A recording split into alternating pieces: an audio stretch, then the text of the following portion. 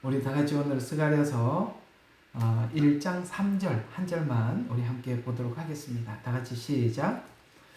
자, 그러므로 너는 그들에게 말하라. 만군의 주가 이같이 말하노라. 너희는 내게로 돌이키라. 만군의 주가 말하노라. 그리하면 내가 너희에게로 돌이키리라. 만군의 주가 말하노라. 만군의 주라는 말이 많이 나오는 의미도 오늘 좀 함께 설명이 되어질 겁니다. 자, 이 스가랴서가 또 이 기록 목적에 대해서 여러 시간 여러분들과 함께 해야 되는 이유는 그만큼 이 스가랴서가 예언서에 차지하는 비중이 너무 크기 때문에 그렇습니다. 내용은 14장밖에 없고 짧아 보이죠. 스가랴서, 호세아서가 소선지서에서는 장수가 굉장히 제법 긴 축에 들어갑니다. 서로 둘 다 14장까지 있을 겁니다. 사실 다니엘서도 여러분 이렇게 보시면 다니엘서도 이렇게 장수가 길지는 않아요. 대충 보면은 12장까지밖에 없어요. 그러니까 스가랴서는 14장인데 이게 이제 소선지서로 분류가 되었거든요.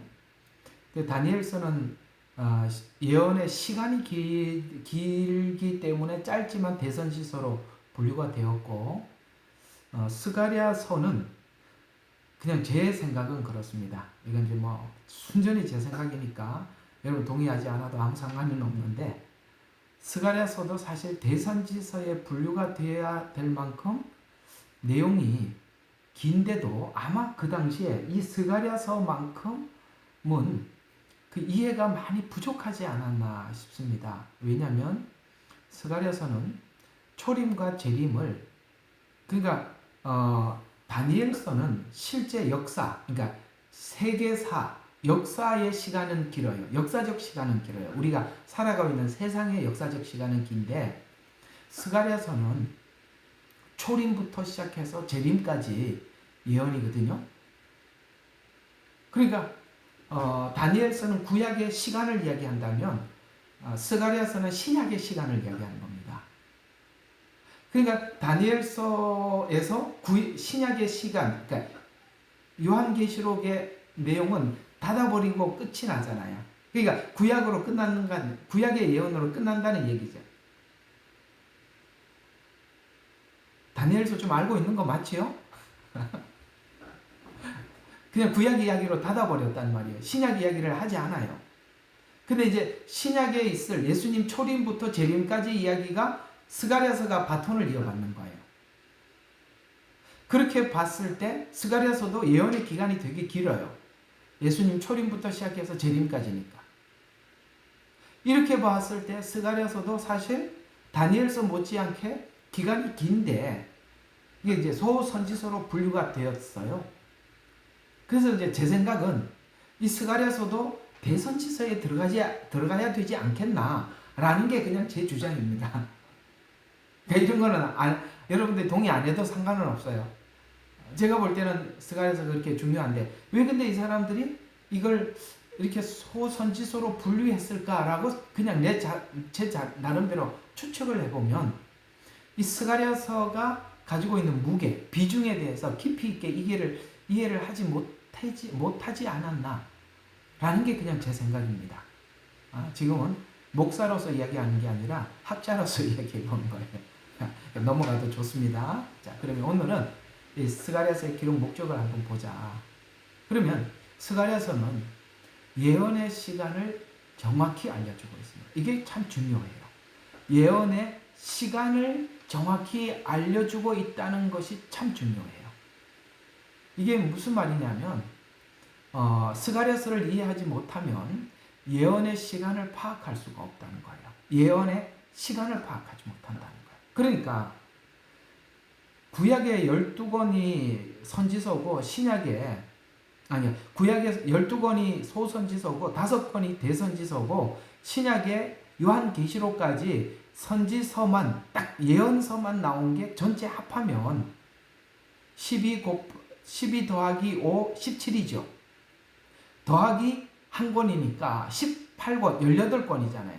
성경 66권에서 18권이 예언서에 속하는데 예언서에 속하는데 이 스가랴서에 대한 이해가 짧으면 부족하면 성경에 있는 수많은 이 많은 예언들이 성경에 나와 있는 수많은 예언들이 어느 지점을 예언하는지 모른다는 게 어떤 지점. 그러니까 어떤 지점을 예언을 하고 있는데 그 지점을 놓쳐버리면 예언을 아무리 설명을 하고 설교를 하고 해석을 해도 전부 다 이렇게 각자가 다 흩어져 버리죠. 예언서는 시간이 쫙 배열이 되어 있는데 시간 배열을 찾지 못하면 시간이 날아가 버리죠. 시간이 날아가 버리면 우리가 예언서를 아무리 배워도 전천년이라는 학설이 나오고 후천년설이라는 학설이 나오고 천년왕국이 있다 없다 이런 얘기가 나오고 아시겠어요? 7년 환란은 지나갔다는 얘기. 왜 다 그렇게 되느냐? 시간을 잡지 못해서 그렇단 말이에요. 근데 시간을 엉뚱하게 사람들한테 막 설명을 하는데도 사람들은 알아차리지 못하는 이유도 듣는 사람도 시간을 모르니까 이게 맞는 이야기를 하는 건지 틀리는 이야기를 하는 건지 모른단 말이죠. 그렇다면 다니엘서는 사실 어렵지 않아요. 왜냐하면 이미 지나간 시간이기 때문에. 왜 지나간 시간이죠? 다니엘서가 구약이잖아요. 구약이지 않습니까? 그러니까 구약이니까 이미 지나간 시간이니까 다니엘서는 파악하기가 쉬워요. 문제는 스가랴서는 아직 오지 않는 시간이 많단 말이에요. 왜? 여기 이스라엘에게 닥쳐질 7년 환란의 이야기가 담겨 있다 보니까 이거는 아직 온 시간이 아니잖아요. 그러니까 다니엘서는 파악하기가 쉽단 말이에요. 느부갓네살 왕이 이렇게 환상을 본 거, 그 시대가 지금 지났잖아, 그죠? 우리는 이제 마지막 시대에 뜨인 돌이 와서 그 금신상을 쳐서 무너지는 시대에 우리가 살아가고 있어요. 근데 그 뜨인 돌은 마지막 때인데 그 내용이 스가랴서에 담고 있다는 거예요. 그러면은 자 보십시다. 다니엘서는 이런 성격을 가지고 있어요. 하나님께서 예언을 하셨는데 실제 예언이 성취됐잖아요. 그러면 이건 우리에게 뭘 주는 거냐면 이미 하나님이 예언하신 대로 이루어진 것을 확인해서 앞으로 예언이 이루어질 것이라는 믿음을 주지요. 다니엘서는. 왜요?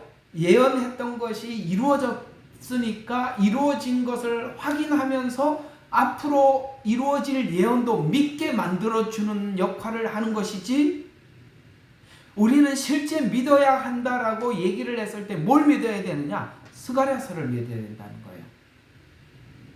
그래서 이렇게 되는 거예요. 다니엘서는 믿음을 주는 것이라면 스가랴서는 다니엘서에서 가지고 있는 믿음이 앞으로 미래에 일어날 요한계시록, 스가랴서가 요한계시록이 다 담겨 있거든요. 요한계시록의 시대에 예언이 이루어질 거라는 믿음을 갖게 만드는 거죠. 그러면은 우리가 다니엘서를 하고 스가랴서를 하면 우리가 믿음을 가지고 스가랴서를 공부할 수 있겠죠? 어때요? 선생님 설명 잘했죠?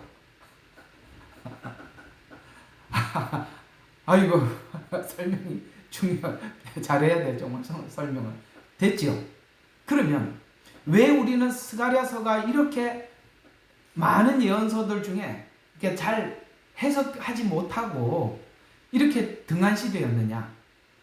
잘 모르느냐? 바로 이겁니다. 대체신학입니다. 요거 사단이 만든 신학이에요. 내가 사단이 만든 신학 중에 사악하고도 사악한 신학이 대체신학이라고 보여집니다. 이 대체신학 때문에 우리가 종교 통합이 일어나고 있고요. 대체신학 때문에 예언서를 시간을 못 보게 만들었어요. 그러니까 사람들이 아무리 예언서를 설명하려고 팔을 걷어붙이고 머리를 싸매고 연구를 해도 시간을 모르니까 실컷 연구해놓고 저기 7년 환란이 로마 시대 때 있었다네 뭐 이렇게 얘기해버리고 연구하면 뭐하냐면 시간을 모르는데. 대체신학이 등장으로 인해서 예언의 시간을 잡지 못하게 해서 예언을 해석하더라도 해석을 할 수 없게 만들어 놨더라. 이렇게 된 겁니다. 스가랴서는 철저히 잘 들어요. 이스라엘의 구원을 중심으로 기록했다는 거예요. 누구를 중심으로? 이스라엘을 중심으로 기록했다는 겁니다. 마지막 때 그래서 스가랴서가 하는 이야기가 여호와께로 돌아와라. 오늘 3절 보세요. 자, 너희는 내게로 돌이키라. 만군의 주가 말하노라. 그리하면 내가 너희에게로 돌이키리라. 만군의 주가 말하노라. 자, 너희들이 내게 돌아오면 나도 너희에게 가겠다.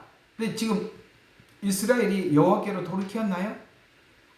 아직 못 돌이켰잖아요. 돌이키면 나도 돌아간다 그랬습니다. 그런데 돌이키는 날이 스가랴서는 그 시간의 시점을 후 3년 반으로 찍고 있다는 거예요. 그 시간으로 딱 찍어놨다는 거예요. 이해가 가요? 이걸 교회로 설명을 하는 순간 이게 다 어그러지는 거예요. 교회를 설명하면 완전히 어그러요. 왜? 시간은 지금 7년 환란 중에서도 후반부, 후 3년 반에다 초점을 맞춰놨는데 여기다가 이걸 막 그냥 설교하겠다고 막 끄집어갖고 설명을 하면 더 의문만 생기는 거예요. 그러니까 스가랴서는 설명을 해줘봐야 듣는 사람이 의문만 생기니까 안 하는 게 낫죠. 제가 설교자라도 그럴 겁니다. 해가지고 사람들한테 자꾸 의문만 생길 것 해봐야 무슨 소용이 있겠어요. 그래서 이 스가랴서는 철저하게 이스라엘 구원을 중심으로 기록했어요. 돌아오는 날이 후 3년 반이다 라고 이제 돌아오라고 하는데 돌아오는 날이 끝에 가보면 후 3년 반이라고 그렇게 나온다 이 말이에요. 지금은 못 돌아간다고요. 돌아가고 싶어도 눈이 안 열리는데 어떻게 들어가겠어요. 그래서 스가랴서는 전부 다 마지막 때 이스라엘이 눈이 열릴 거라고 말씀하고 있는데 이스라엘은 하나님의 눈동자와 같아서 세계의 모든 일들이 어떻게 이루어져 가고 예언이 어떻게 완성되는지를 하나님께서 이스라엘이라는 나라를 다 보여주면서 이대로 되고 있다는 것을 하나님은 우리 온 세상에게 눈동자처럼 말씀해 주고 있고 또 하나는 하나님이 거기에 그 이스라엘에게 하나님께서 행한 일들을 통해서 우리가 하나님의 일하심에 대해서 믿으라고 하나님이 이스라엘을 눈동자로 세워놨다라고 말을 하고 있어요. 그래서 여러분 이스라엘을 괴롭히는 것은 하나님을 괴롭히는 것이다. 이렇게 이야기를 하고 있는 것입니다.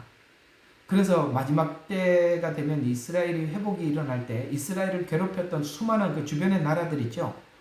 아수르, 바벨론 마지막 때 그 사단의 세력들을 이야기하는 겁니다. 그들을 하나님이 철저하게 심판하시겠다라고 말씀하시는 겁니다. 똑같은 이야기죠. 자, 그래서 스가랴서는 초림과 재림 모두를 예언합니다. 신약의 모든 내용을 예언했다. 이것이 전부 다 초림과 재림이 전부 다 이스라엘에게서 일어날 일. 초림도 철저하게 예수님이 이스라엘에 오셨고 예수님 자신도 뭐라 하면 나는 이스라엘의 잃어버린 양 외에는 찾지로 하나님 앞에 보냄을 받지 않았다라고 얘기할 만큼 철저하게 이스라엘 중심이라는 거예요.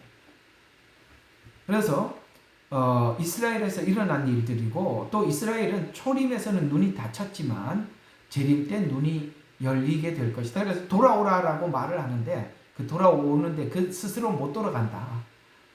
스스로 못 돌아간다. 주님이 오셔서 그 눈을 열어주시면 그들이 돌아갈 것이다. 이렇게 말씀을 하고 있어서 크게 오늘은 전반부, 후반부 이렇게 한번 살펴보겠습니다. 1장부터 6장까지 보면 이런 이야기입니다. 성전 재건과 회복을 약속합니다.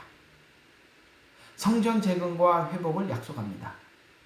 이 성전 재건은 실제적인 의미도 있고 잘 들어요. 두 가지 의미가 있어요. 몇 가지? 두 가지. 이런 것도 놓치지 말고 잘 들어야 돼. 첫 번째는 실제 성전이 세워질 것이다. 실제 성전이 세워질 것이다. 그래서 지금 이스라엘에 지금 성전 세워지는 거에 관심이 많은 이유가 그겁니다. 실제 성전이 세워진다는 말이에요. 그 다음에 두 번째, 이 성전이 회복되는 것은 상징적 의미도 있다는 거예요. 상징적 의미라는 것은 예수님이 말씀하신 것처럼 성전을 헐어라. 내가 3일 만에 일으키리라. 라고 말을 했어요. 그 3일 만에 일으키는 그 성전이 이스라엘에게 회복이 된다는 거예요. 이게 무슨 말일까요? 여러분, 우리가 예수님을 믿으면 성령님이 우리 마음속에 들어와 계시면 우리는 뭐가 되는 겁니까? 하나님 앞에 성전이 되는 거잖아요. 이스라엘에게도 그런 예수님을 구주로 영접해서 그들 마음속에도 성전이 회복될 날이 온다는 거예요. 두 가지 의미. 하나는 실제 성전이 회복이 돼서 거기다가 우상을 세워놓고 거기다 절하라 라고 하는데 안 한단 말이죠. 그렇게 실제적으로 세워지기도 하고, 두 번째, 주님의 성령이 우리 속에 들어오셔서 성전이 되는 이런 일들이 이스라엘에게 일어날 것이다. 그래서 하나는 실제적인 성전, 또 하나는 예수님, 하나님의 영이 들어와서 성전이 되는 거, 이것을 예표하는데, 그래서 이제 우리가 하다 보면 누가 나오죠? 대제사장 여호수아 3장에 나오죠. 한번 성경 봐요.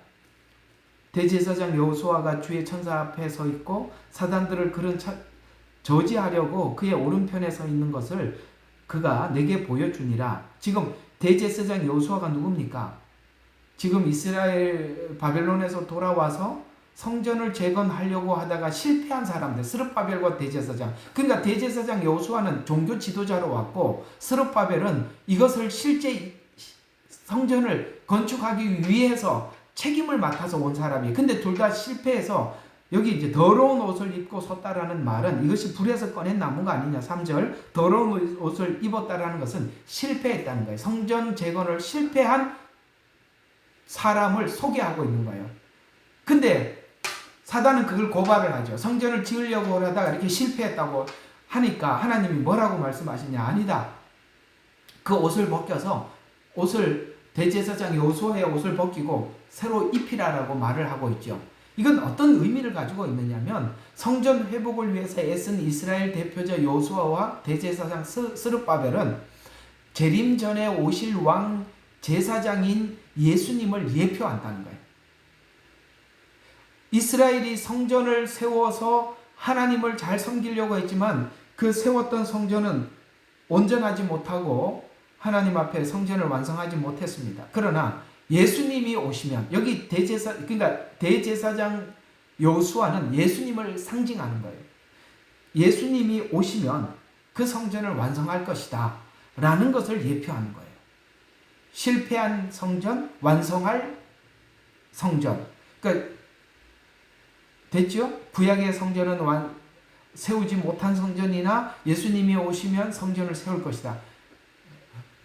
자, 그게 전반부 이야기입니다. 그 후반부는 뭐냐면, 이게 언제 일어날 거냐, 이 얘기를 후반부부터 하는 거예요. 이 일이 언제 일어날 것이냐.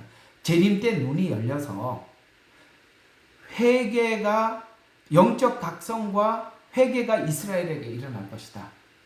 회개할 때 성령님이 들어오셨잖아요. 회개할 때 성령님이 들어오셔서 성령의 전이 된다는 거예요. 그러니까 이 스가랴서는 실제 인물도 있지만 실제 인물이 또 상징성으로 가요. 그래서 이게 풀기가 굉장히 난해하단 말이에요. 근데 우리가 이렇게 해석하는데 굉장히 익숙해 있죠? 왜 그렇죠? 성막을 했으니까. 여러분들이 모르게 성막을 배우면서 뭐가 막 어떤 감이 오게 됐냐면, 성경을 해석하는 감이 엄청나게 여러분들이 생긴 겁니다. 만약에 여러분들에게 성막이나 이런 해석을 해놓지 않고 느닷없이 스가랴서 들어가면요, 제가 이거 스가랴서 설명할 수가 없어요. 그러니까 스가랴서를 설명을 하고 스가랴서를 서로 강해하고 주거니 받거니 하려면 받는 사람들도 수준이 있어야 그걸 받을 수 있는 거예요. 이런 성경 해석에 대한 이해가 너무 부족한 사람들은 이걸 설명을 해줄 수가 없어요. 너무 어려워요. 지금도 보세요. 여러분들이 쉽지는 않잖아요. 성전을 회복할 것이다. 1장부터 6장. 그것이 언제냐? 후반부에 7장부터 나온다 이 말이에요. 그래서 재림 때 눈이 열려 이스라엘에게 영적 각성과 회개가 일어날 것이고, 그걸 성경은 이렇게 표현해요. 내가 다윗의 집과 예루살렘 주민에게, 다윗의 집 예루살렘 주민, 은총과 간구의 영을 부어주시리니. 잘 들어요. 다윗의 집과 예루살렘 주민에게 은총과 간구의 영을 부어주시리니 라고 말씀을 하고 있는 이 말은 다윗의 집이라는 말은 하나님께서 언약을 아브라함과 다윗과 예수 그리스도의 세계라고 처음부터 마태복음 출발을 했단 말이죠. 여기서 다윗의 집이라고 표현한 것은 언약의 당사자인 이스라엘 이런 뜻이에요. 그래서 다윗의 집이라고 이렇게 쓴 겁니다. 이런 말들도 그 하나님과 이스라엘 사이에서는 이런 말을 쓰는 순간 그들은 알아듣는 이야기지만 우리는 못 알아듣는 이야기란 말이에요. 왜 다윗의 집이라고 썼는지. 이게 언약의 당사자인 이스라엘에게 내가 은총과 간구의 영을 부어주시. 그 영이 언제부터 부어졌죠? 이 은혜의 영이 언제부터 부어졌죠? 사도행전 1장 8절부터 부어졌는데 그걸 이스라엘이 거절을 했단 말이에요. 거절을 했는데 언제 하나님께서 이스라엘에게는 그걸 부어주느냐? 재림 때. 그럼 그 사이에는 누가? 이방인에게 부어주고 마지막 때 그들에게 부어준다. 이해가 가요? 이 둘이 은혜와 간구의 영이 이방인들에게는 초림 때 부어졌어요. 이스라엘에게는 재림 때 부어질 것이다. 이렇게 얘기를 하고 있는 것입니다. 그래서 은총과 간구의 영을 부어주리니 자 그들이 찔렀던 그를 바라보고 자 이게 찔렀던 그를 바라보고 그 다음에 예수 그리스도 자 찔렀던 우리 요한계시록으로 가봅시다. 찔렀던 그 이거 요한계시록 어디서 나오는지 여러분 빨리 누가 찾아봐요. 찌른 자도 볼 것이고 이렇게 나오거든요. 빨리 찾아봐요. 몇 절이에요? 7절. 아이고 말하지 말아야 되는데 말해버렸네. 누가 한번 찾았으면 읽어봐요. 너무 중요한 거니까. 자 어디서부터 읽으시냐면 7절 8절. 자 누가 한번 읽어봐요. 보라 그가 구름들과 함께 오시리니 모든 눈이 그를 볼 것이며 그를 찌른 자들도 볼 것이요 또한 땅의 모든 족속이 그로 인하여 애곡하리라. 그대로 되리로다. 아멘. 나는 알파와 오메가요 시작과 끝이라. 주 곧 지금도 계시고 전에도 계셨고 앞으로 오실 전능하신 분이 말하노라. 아멘. 여기 전능하신 분, 여기는 만군의 주가 말하노라. 같은 이야기예요. 표현만 다르지 같은 이야기란 말이에요. 그러니까 지금 이 요한계시록은 스가랴서가 앞쪽에서 말했던 거를 스가랴서에서 말했던 걸 그대로 인용하고 있는 겁니다. 무슨 이야기입니까? 스가랴서 이야기를 푼다는 얘기예요. 요한계시록은. 그러면 그를 찌른 자도 본다고 그랬습니다. 그럼 찌른 자가 누구죠? 유대인들 아닙니까? 그때서 그들이 애곡한다라는 말은 자 보세요. 이 애곡이라는 단어도 스가랴에서 계속 나와요. 근데 이 애곡이 뭐냐면 후회하는 애곡이라는 표현보다는 애통하며 회개함 이런 뜻이에요. 애곡은 우리가 놓쳤다 이런 뜻이 아니라 그랬었구나 이런 뜻이란 말이에요. 과거를 알고 애통한다 이런 뜻이지 애곡이라는 것은 놓쳤구나 하고 실패를 하는 게 아니라 자 그래서 다시 한번 봐요. 구름을 타고 오시리라. 이게 재림이죠. 그리고 모든 눈이 그를 볼 것이고 우리가 이걸 어떻게 생각을 하느냐면 재림할 때 모두 다 본다 이렇게 생각을 하죠. 이걸 스가랴서에서 인용을 했을 때는 예수님 실제 재림을 표현하기보다는 요 시점에 후 3년 반을 담고 있다는 걸 놓친다 이 말이에요. 스가랴서에서는 이 말씀이 7절과 8절을 후 3년 반을 담고 구름을 타고 오시리라 라는 말로 표현되어 있다 이 말이에요. 근데 우리는 스가랴서에 대한 이해가 없으면 지금 구름 타고 오는 모습만 상상하죠. 그렇게 되면 여기 말하는 이 애곡은 다 끝났다, 다 놓쳤다, 끝장났다 이렇게밖에 보이지 않죠. 왜? 오시니까. 그렇게 보면 이 애곡은 후회의 애곡이에요. 그러나 여기 스가랴서와 그대로 대입해서 보면 회개의 애통이란 말이에요. 누가? 찌른 자. 유대인이죠. 그래서 나는 알파요 오메가요 시작과 끝이라. 지금도 계시고 전에도 계셨고 앞으로 오실 전능하신 분이라고, 이 전능이라는 말을 할 때 알파 오메가 시작과 끝, 지금 전에 앞으로 이렇게 표현하고 있단 말이에요. 이거 누가 설계해 놨다는 거예요? 하나님. 이걸 하나님의 플랜이라는 거예요. 하나님이 쫙 잡아놓은 플랜이라는 거예요. 이 내용을 그대로 바울이 어떻게 써요? 요한은 이렇게 썼다면 신약 성경을 쓴 사람들이 바울, 베드로, 야고보, 요한 맞나요? 맞잖아요. 또 누가 또 있나? 마태, 마가, 누가? 그 빼먹어. 죄송합니다. 복음서에를 내가 깜빡했네. 예, 있어요. 근데 요한은 스가랴서를 이렇게 인용을 했다면 바울은 교리를 설명을 하다 보니까, 교리적으로 설명을 하다 보니까 어떻게 설명을 했냐? 로마서 11장입니다. 이제 로마서 11장이 스가랴서하고 함께 봐야 되는 거예요. 자, 로마서 11장 25절.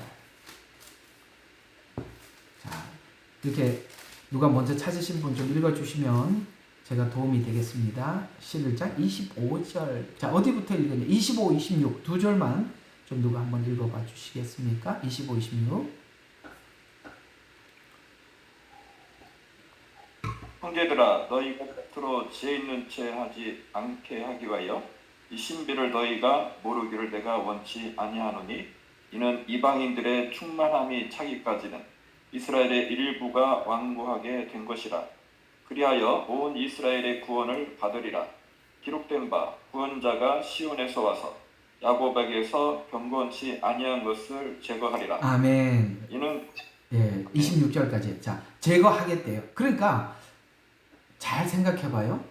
성경은 이렇게 말을 하고 있어요. 너희가 모르기를 원치 않는다. 여기 말하는, 야, 너희들 스스로 지있는 척 하지 마라. 그 다음에 또 너희들이 이걸 모르는 걸 내가 원치 않는다. 이게 무슨 말입니까? 야, 유대인들 참 바보 같다. 예수님이 왔는데도 모르고 우리가 알아차렸잖냐. 우리는 지혜롭고 너희들은 미련해. 이렇게 하지 말라는 거예요. 이해가 가요? 이방인들을 구하기 위해서 유대인들에게 눈을 감기게 한 것이 하나님의 플랜이라는 거예요. 전에도 계셨고 지금도 계시고 장차 올리다. 이걸 하나님 플랜 안에 다 짜놨다. 스가랴서가 그 플랜을 쫙 설명해 주는 거예요. 그러니까 우리가 유대인들에게 자랑하게, 아이고 바보같이 예수님이 왔는데도 십자가에 못 박고, 그건 누가 만들어낸 거예요? 천주교에서 만들어낸 가짜다 이 말이에요. 성경대로 표현하자면 뭐라 그러죠? 하나님께서 그들의 눈을 감기게 해서 못 봤다. 그러나 그들은 그 약속은 유효하기 때문에 하나님이 때가 되면 그들의 눈을 열어줄 것이다. 이런 이야기가 되지요? 그러니까 야, 너희가 모르기를 원치 아니하다. 너희들이 이렇게 눈이 열린 것은 이방인들의 충만함이 차기까지 이스라엘의 일부가 완고하게 된 것이다. 라고 하고 그 다음에서 그리하여 온 이스라엘이 구원을 받으리라라는 이 말을 사람들이 이상하게 대체 신학으로 풀면은 이 오 이스라엘이 교회라고 또 이야기를 해요. 그러니까 아니라는 말이에요. 그래서 아니라는 거예요. 왜냐면 이 두 가지가 짬뽕이 돼서 내가 말을 하면 맞아 보이니까 그거를 가지고 요 26절은 꼭 그렇게 설명을 하더라고. 그 앞에서 설명했던 교회를 여기 얘기하는 거 아닙니까? 아직도 대체 신학을 이게 다 덜 감아갖고 비누가 남아있어서 그렇단 말이에요. 이게 샴푸가 남아있다고요. 예? 여기 말하는 이스라엘은 순수 이스라엘을 이야기하는 거예요. 무슨 여기 왜 교회가 왜 들어가요? 자, 그리하여 온 이스라엘이 구원을 받으리라. 기록된 바 구원자가 시온에서 와서 야곱에게 경건치 아니한, 경건치 않는 게 뭐예요? 눈이 감긴 거. 그걸 하나님이 제거해 버리겠다는 거예요. 앞절에서 말했잖아요. 일부 완고하게 된 이 경건치 않는 것을 내가 눈을 열어 제쳐 버리겠다. 그 다음 계속 봐요. 그리고 이제 딱 이걸 그림을 딱 그려놓고 27절부터 보세요. 이는 내가 그들의 죄들을 없앨 때, 자, 죄들을 없앨 때 잘 기억해 놓으세요. 여기 다니엘서하고 또 연결이 돼요. 이게 다 이렇게 돼 있다고. 이게 지금 그냥 나온 이야기가 아니에요. 바울은요, 구약에 박식한 사람이에요. 그걸 가지고 하나님께서 계시를 주셔서 정확하게 쓰는데 구약하고 전혀 충돌하지 않아요. 그래서 여기서 뭐라고 이야기했다고요? 그들의 죄들을 없앨 때, 이거 잘 기억해 두세요. 요거 다니엘서 9장에서 나오는 얘기를 그대로 인용한 겁니다. 나중에 또 볼 거예요. 몇 장? 요거 옆에다 적어 놓으라고요. 다니엘서 9장 이렇게 적어 놓으라고요. 나도 적어 놓을게요. 여기 머리로만 알고 있다 잊어버릴라. 네, 적어 놨습니다. 아주 급할 때는 딱 적으셔야 돼요. 자, 없앨 때 그들에 대한 나의 언약은 이것이니라 함과 같으니라. 지금까지 막 언약을 했던 게 이것이라는 걸 그들이 알게 될 거라는 거예요. 언약을 많이 했는데 무슨 언약이잖아. 그때서야 우리한테 언약했던 게 이거구나. 후 3년 반에 우리 눈이 열리게 하고 다니엘이 그렇게 우리 민족의 죄를 용서해달라고 그랬던 거 이제 알겠구나. 대속죄일이 바로 이 뜻이구나. 안다 이 말이에요. 대속죄일. 그들은 대속죄일이 어떤 온 이스라엘이 구원을 받게 되리라. 이거 언제 일어나는 일이에요? 이스라엘에 대속죄일 날. 그럼 대속죄일이 뭐예요? 이스라엘이 하나님께서 모든 죄를 용서하시고 하나님께서 자유를 주는 이 자유가 대속죄일이 이 요한계시록에 있는 이 재앙 쭉 보면은 나팔재앙, 대접재앙에서 마지막 7번째 대접이에요. 그게 아마겟돈 전쟁입니다. 그게 대속죄일입니다. 나중에 절기 또 할 거예요. 다시 그쪽에 가서 해보면 그게 아마겟돈 절기가 아마겟돈이 대속죄일이라는 걸 알게 돼요. 왜? 이스라엘이 다 죽게 되었을 때 하나님이 딱 구원하시거든요. 대속죄일이 그거란 말이에요. 신기하죠? 이런 절기, 성막 같은 것이 결국 여기 와서 빛을 보는 거예요. 그걸 기초를 깔아야 나오는 거예요. 그게 기초가 안 깔려져 있으면 이 설명을 해줄 수가 없는 거예요. 계속 봐요. 복음에 관해서는 그들이 너희로 인하여 원수가 되었으나, 자, 여기 지금 로마서를 기록하고 있으니까 로마 교회에게 보내는 서신이니까 그들이라고 표현한 것은 로마 교회는 아니죠. 맞나요? 내가 설명을 잘못했나? 다시 한번. 자, 복음에 관해서는 그들이 너희로, 자, 그들과 너희는 다르죠. 그들은 누구냐? 이스라엘. 너희는 누구죠? 로마 교회니까 로마 교회죠. 그래서 우리가 이렇게 보면 어떻게 보냐면 그들은 유대인, 너희는 이방인 이렇게 보면 되는 겁니다. 자, 그들이 너희로 인하여 원수가 되었으나 선택에 있어서는 다르다는 거예요. 선택에 있어서는 아브라함을 선택했듯이 그들의 조상으로 인하여 사랑을 받는 자들이냐. 지금 유대인들이 저렇게 하더라도 하나님의 선택에 있어서는 여전히 사랑받는 민족이라는 거예요. 그러니까 이스라엘이 어떻게 하든 상관없이 하나님이 선택하면 하나님이 끝까지 책임지는 거예요. 제가 오늘 낮에 말씀드렸죠. 우리가 구원의 근거를 우리 속에서 찾을 수는 없다고. 하나님 쪽에서. 이스라엘도 저렇게 하나님을 빗나가서도 하나님이 약속한 것을 선택한 것을 끝까지 지켜나가는 거예요. 그렇게 이렇게 하나님의 플랜을 짰는데 29절이 하나님의 은사와 부르시면 후에 이게 왜 은사가 되었느냐 이거지. 이래 갖고 또 이것도 은사를 설명하는데 또 이걸 또 써먹네. 이 은사라는 말은 하나님이 일방적으로 짠 계획에 대해서 후회가 없다 이 말이에요. 예? 은사는 내가 있는 게 아니라 하나님이 준 거잖아. 하나님이 플랜을 이렇게 짜놓은 거잖아요. 그리고 이방인을 먼저 부르고 그 다음에 나중에 다시 유대인을 부르는 이 부르심에는 이 부르심을 이렇게 순서를 정한 거에 대해서 하나님 후회가 없다는 말이에요. 계속 볼까요? 너희가 지나간 때에는 하나님을 믿지 아니하였더니, 그렇죠? 구약에서는 이방인들은 하나님 믿지 않았어요. 이제는 그들이 믿지 아니함으로 인하여 유대인들이 거절하는 것 때문에 너희가 자비를 얻었느니라. 이와 같이 이제 이들이 믿지 아니한 것은, 자, 이제 정확히 표현하고 왜 그들이 안 믿었는지를 너희의 자비를 통해서, 이 자비가 선교하는 자비라는 말이 아니에요. 우리가 유대인 땅에 가서 복음을 전하면서 자비를 베풀러 왔노라 하면서 우리가 너희들에게 자비를 베풀러 왔노라. 그게 뭐냐? 복음이라고. 그게 아니라 이 자비를, 이 말은 무슨 말이냐면, 잘 들어요. 이게 참 진짜 할 얘기가 많은 거예요. 나는 이런 게 답답해. 정말 할 얘기가 많은 사람이에요. 이게 무슨 말이냐면, 유대인들은 율법을 가지고도 지금도 하나님을 정말 이상하게 섬기고 있어요. 그죠? 하나님을 섬기는 그게 정상이라고 생각합니까? 예? 토요일 날 엘리베이터 왔다 갔다 하게 하고, 그죠? 이상하지 않아요? 그게 잡신을 섬기는 방식이지, 그게 어떻게 하나님을 마음을 다해 뜻을 다해서 섬기는 방법입니까? 이상하잖아요. 근데 이상하게 유대인들은 하나님을 알지도 못했어요. 근데 이방인들은 하나님을 알지도 못했어요. 근데 은혜를 받고 우리가 하나님을 감사함으로 섬겨, 자발적으로 섬겨.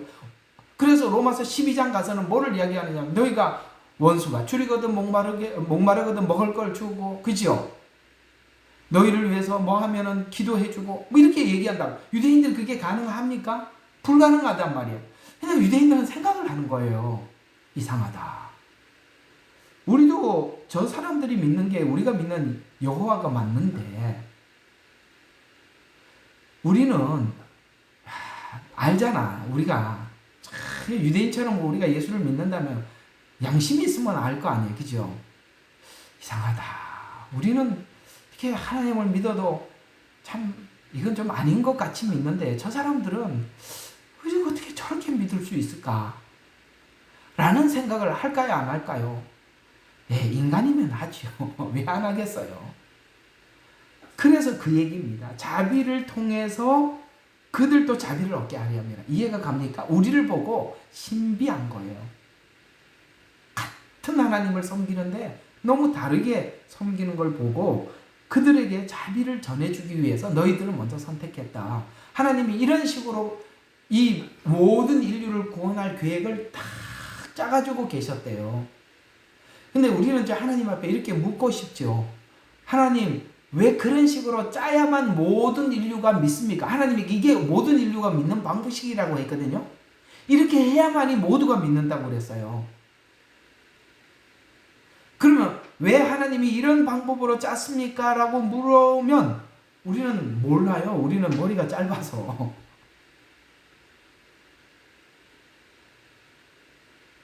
우리가 사람 속을 어떻게 알겠어요? 이게 이렇게 해야만이 온 인류가 구원을 받는데요. 왜 그랬습니까? 라고 천국 가서 물어봐요. 그때 예수님 대답해 주겠죠. 근데 우리한테는 지금 그 부분에 대해서 어렴풋이는 알 수는 있어도 확실하게 알 길은 없어요. 창조하신 하나님이 인간을 잘 아니까 그렇게 했겠죠. 하나님이 안 가르쳐 주는 걸 가지고 알려고 애를 쓰지 마라. 거기까지만 알아라. 너는 짧아서 모른다. 뭐 이렇게 하나서 이야기 안 해준 것 같아요. 자, 그래서 32절 가봐요. 자, 그래서 이제 둘 다 모은대. 모아. 그래서 32절이니까 하나님께서 그들 모두를 믿지 아니하는 가운데 가두시면, 그들은 누구죠? 유대인이잖아요. 여기 지금 계속 그들 하는 거 유대인이죠. 그들을 믿지 아니하는 곳에 뭐 했다 그래요? 성경은 신기하게 가두었대요. 그걸 가둔 거래요. 여러분, 믿어야 될 대상이 왔는데 놓치고 믿지 않은 가운데 오랫동안 가두어졌다는 사실을 알았을 때, 그 후에는 지금 유대인들, 이방인들이 하나님 앞에 회개하는 거는 뺨치는 거예요. 그래서 유대인들의 회개를 장자가 죽은 것 같이, 부모가 장자가 죽은 것 같이, 독자가 죽은 것 같이 애통한대요. 여러분, 이건 인간의 슬픔의 가장 극한 슬픔을 이야기하는 겁니다. 세상에 최고의 불효가 뭔지 아세요? 부모 먼저 가는 겁니다. 부모님 먼저, 자식이 먼저 가는 게 세상에 가장 불효예요.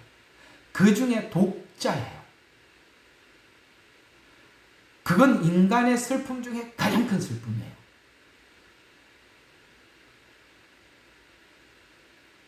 그런 말을 합디다.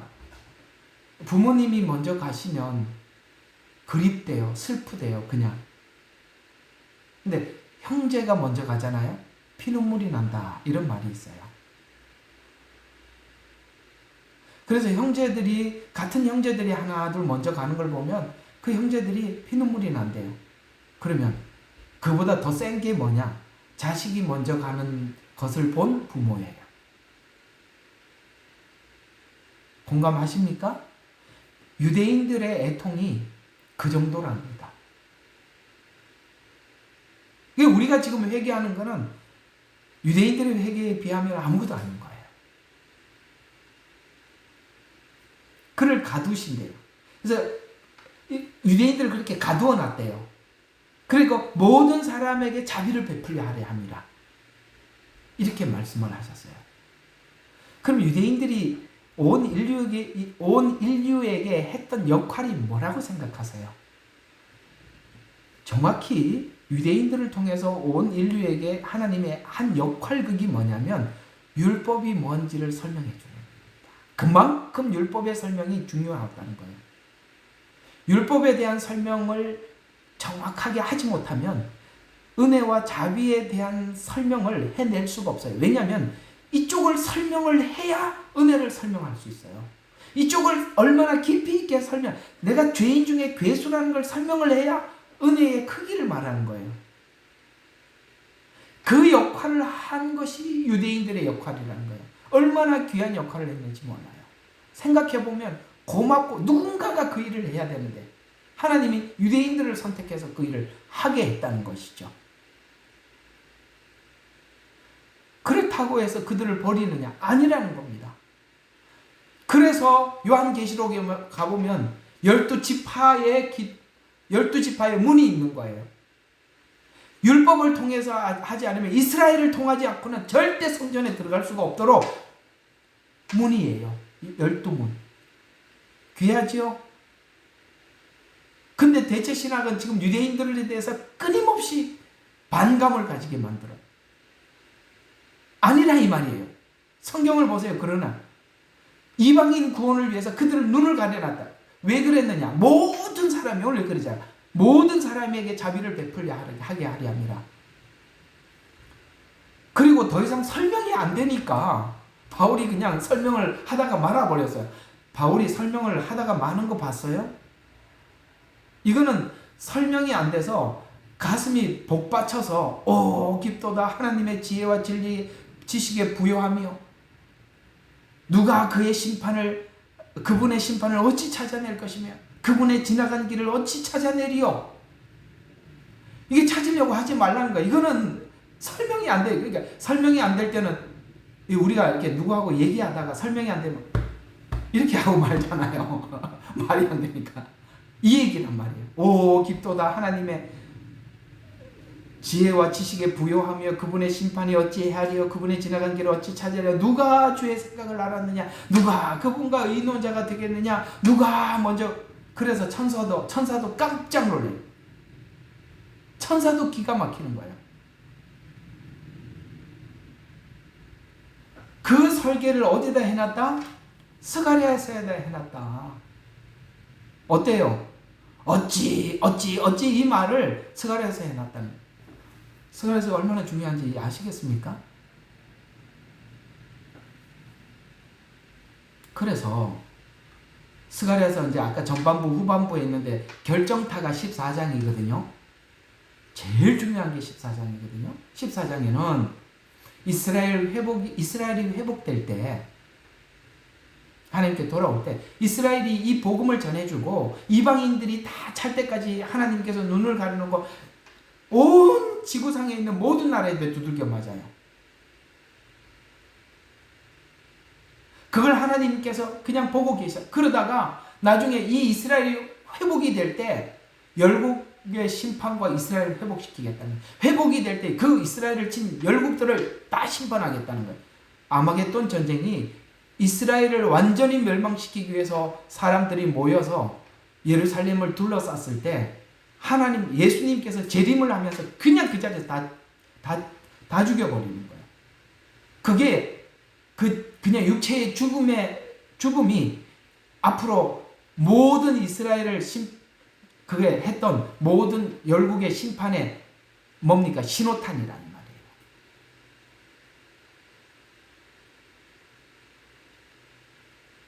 이스라엘뿐만 아니라 하나님을 믿는 모든 사람들에게 그 괴롭힘을 당한 모든 것들을 하나님께서는 그때 갚아주실 것입니다. 걱정하지 마십시오. 모든 민족이 예루살렘을 치러 오지만 하나님께서 친히 싸우셔서 이스라엘을 보호하시고 예루살렘은 모든 민족의 중심이 돼요. 이게 천년왕국이에요. 중심이 되어서 만국이 여호와를 경배하게 돼요. 이거 딱 정확하게 천년왕국 이야기잖아요. 14장이 그렇게 얘기하고 있단 말이죠. 그 시작이 언제부터 시작되느냐? 초림으로부터 시작되었다. 그래서 초림 예수님을 소개하고 있어요. 스가랴서가 9장 9절입니다. 하나님께서 외우기 쉬우라고 9 이렇게 해놨어요. 그러니까 여기 뭐라고 얘기했느냐? 보라, 내 왕이 내게 임하시리니. 이스라엘의 왕이 임하신대요. 그이는 공의로우시며 나귀를 타시나니. 초림을 예언한 거예요. 초림은 바로 이 완성의 시작이다. 나는 알파요 오메가요 시작이요 끝이고. 아시겠어요? 초림은 바로 이 모든 것의 시작이다. 근데 이스라엘은 백마를 타고 올 예수님을 재림 때 백마를 타고 오실 거예요. 구름을 타고 오실 것입니다. 그러나 초림은 나귀를 타고 왔기 때문에 버린 거예요. 헤이, 아니네. 에이, 나사렛에서 무슨 선한 것이 나겠어? 아이고, 보니까 나귀를 타고 가네? 아니란 말이에요. 초림한 예수님은 왜 나귀를 타고 오셨을까요? 낮고 낮은 곳에 오셨습니다. 예수님의 오심과 말과 엄청나게 깊은 관련이 있습니다. 이것도 하나의 중요한 복음 중에 하나인데요. 예수님이 어디에 태어나셨죠? 말구이에 태어나십니다. 호산나 호산나 외칠 때도 나귀를 타셨죠? 그것도 말이죠. 예수님이 다시 이 땅에 오실 때도 말을 타고 오시죠? 말과 관련이 있어요. 더 말복음 이렇게 해갖고 한번 설교할 수도 있습니다. 말복음. 재밌죠? 그래서 초림은 나귀를 타고 오시고 만왕의 왕으로 오실 것을 예언. 그래서 그날에 여호와께서 홀로 왕이 되시리니. 아멘. 이 땅의 모든 왕이 없어지고 하나님 예수님만이 홀로 왕이 되어서 통치하신대요. 왜 스가랴서는 예언서의 방향을 잡아주는 것에서 중요하냐면 스가랴서는 이스라엘을 중심으로 한 구속사를 예언서로서 이스라엘이 모든 민족의 마지막에 돌아올 민족이며 마지막 언약의 성취며 이스라엘이 돌아오면서 동시에 재림 그리고 천년왕국이 시작되고 심판도 시작되기 때문에 그래서 이 스가랴서는 너무나도 중요한 위치를 차지하고 있다라는 것입니다.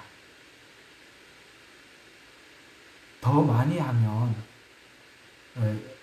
그 훌륭한 선생은 학생들이 소화할 만큼만 해주는 거래요.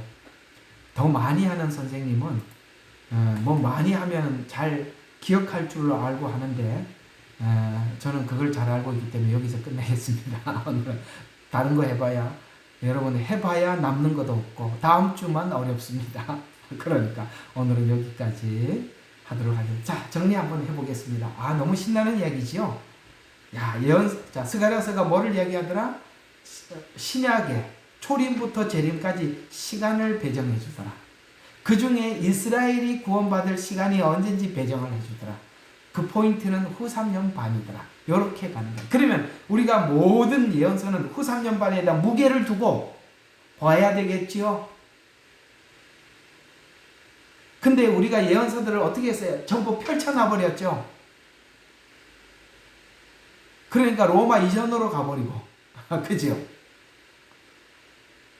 아니면 뭐 히틀러도 뭐 적그리스도가 돼버렸다가, 그럼 적그리스도가 왔다 간 거네? 적그리스도가 출현하면 예수님이 와야 되는 안 왔잖아요. 왜 그렇게 시간이 왔다 갔다 하느냐? 스가랴서가 말하는 시간이 잡히질 않아서. 스가랴서는 후 3년 반에 초점을 찍고 있더라. 이게 오늘 말씀의 요지고, 그걸 다시 제가 로마서를 통해서 다시 한번 확정시켜 준 겁니다. 여기까지만 하겠습니다. 기도하겠습니다. 하나님 아버지 감사합니다. 오늘은 이 스가랴서가 예언서 중에 차지하는 그 위치의 중요성에 대해서 함께 나누었습니다. 스가랴서를 보니 이 스가랴서에 눈이 닫히게 하기 위해 대체신학이 나왔군요. 이 대체신학은 모든 예언서를 뿔뿔이 흩어지게 만들었습니다. 주님, 이제 이 스가랴서를 저희들이 단단히 공부함으로써 하나님, 그 예언이 흐트러지지 않게 도와주시고 분명한 질서 속에서 하나님 말씀, 예언을 하나님 소화해 나갈 수 있도록 말씀을 듣는 저들에게도 지혜와 명철을 허락하여 주옵소서. 예수님 이름으로 기도합니다. 아멘.